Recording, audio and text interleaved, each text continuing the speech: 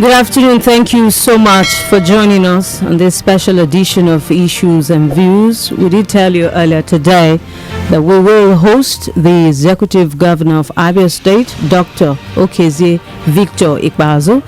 Of course, today, you know, he had to go to church, and so he's here. My name is Anastasia Uchenna. And my name is Michael. We're streaming live on our Facebook page, facebook.com/Enyimba943FM. Join the conversation already. Keep your comments pouring in. That's right. First of all, Mr. Governor, we thank you so much for coming. Merry Christmas. That's right. We want to first of all congratulate you on the 31st wedding anniversary. Yourself and your beautiful wife. Thank you. We give God the glory. You're not just a father now, you're a grandpa. That's true. More feathers to your cap. So we truly appreciate. Maybe we can start on that note. You tell us about how you were able to capture the love of your life. We start from there and then we go to the main issue this afternoon. That is a 31-year-old story, or more than that. But suffice it to say that I'm grateful to God Almighty for giving me a woman like my wife. And I owe God everything that I have achieved so far. But through the instrumentation of my wife. She's very supportive, always praying, and at every stage of my life, she's always been there. I think it was influence of our families. Her dad was an industrial nurse, and my dad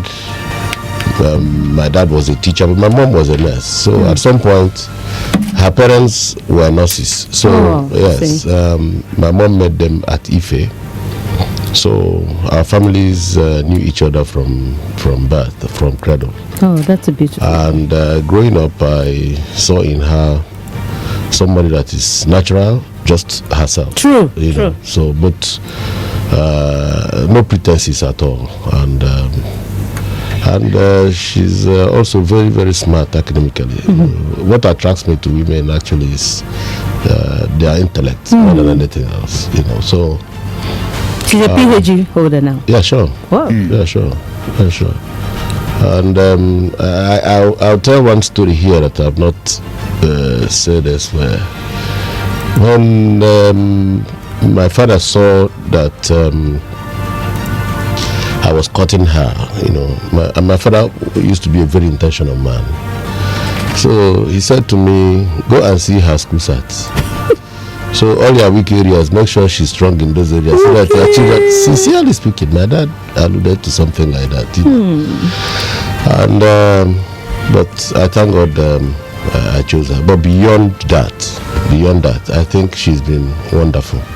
Even in my service station as governor, she perhaps have done much more than I expected. Over 300 houses for widows across Abia. Wow.